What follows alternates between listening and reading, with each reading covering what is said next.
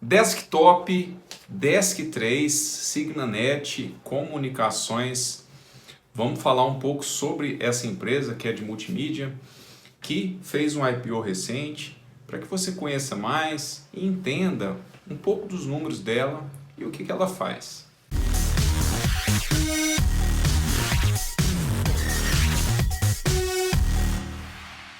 Fala pessoal, eu sou Daniel Souza aqui do Finanças Pessoais. Nesse canal a gente fala de ações, fundos imobiliários, investimentos, renda fixa também. E para que você não perca nada desses conteúdos que eu posto aí todos os dias, já se inscreve no canal, ativa as notificações. Sou mestre, futuro doutor em finanças. Já escrevi esses 2 livros e tenho muito conhecimento para compartilhar com você.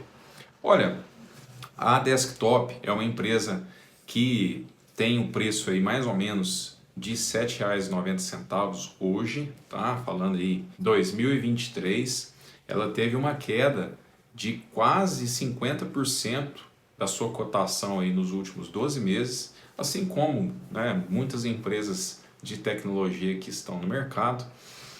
Assim como essas empresas, esse tipo de empresas desses setores, elas não são conhecidas como boas pagadoras de dividendos. Então, se você busca receber aí 6, 8% ao ano de dividendos na sua conta, esse tipo de empresa é o que você tem que evitar, beleza?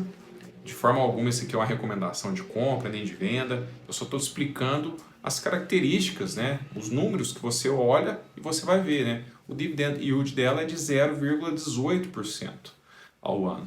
Esse tipo de empresa costuma reinvestir muito o que ela ganha nos próprios negócios, né? Se ganham, na verdade, né?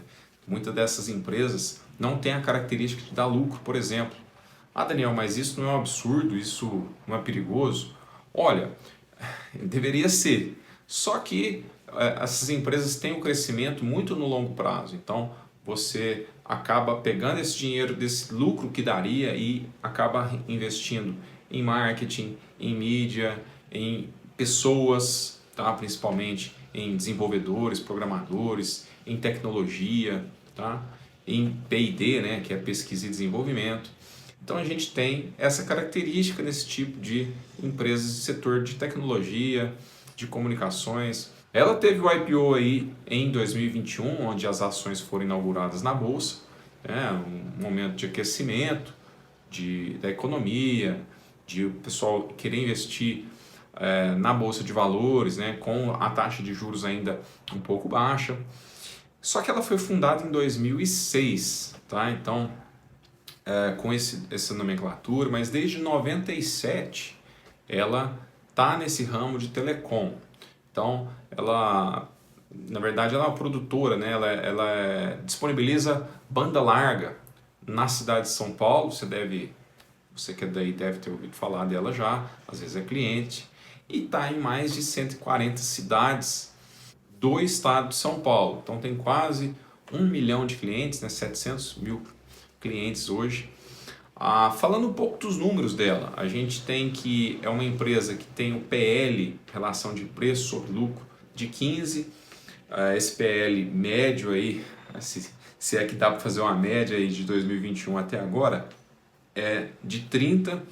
Então ela deu uma caída no PL. O que é o PL, Daniel? É a relação do preço que ela está na bolsa com o lucro dela por ação. Então, o preço por ação dividido pelo lucro por ação. Você vai ter uma proporção do quanto que o preço dela é maior que o lucro que ela dá no período.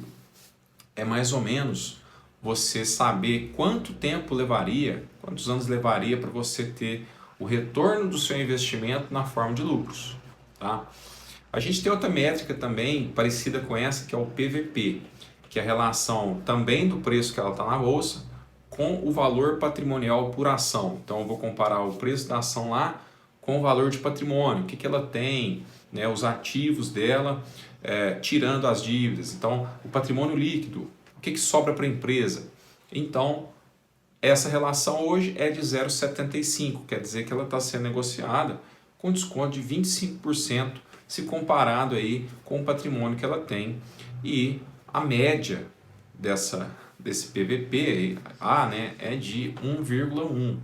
Endividamento, como a empresa que fez o IPO recente, é de se esperar que a saúde financeira dela esteja boa, que o caixa dela esteja bem alimentado, que a relação de dívida dela não seja tão alta.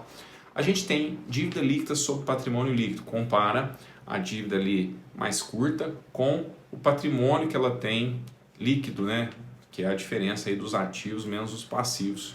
Se você não está entendendo muito bem o que eu estou dizendo, tem o App Finanças, onde eu acompanho as pessoas nos investimentos.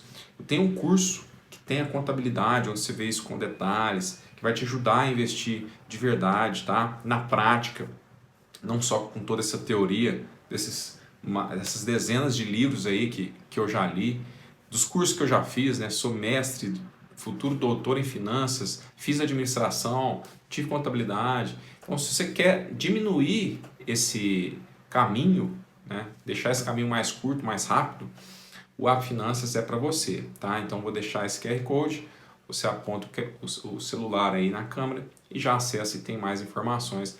Vai ser um prazer te ajudar aí.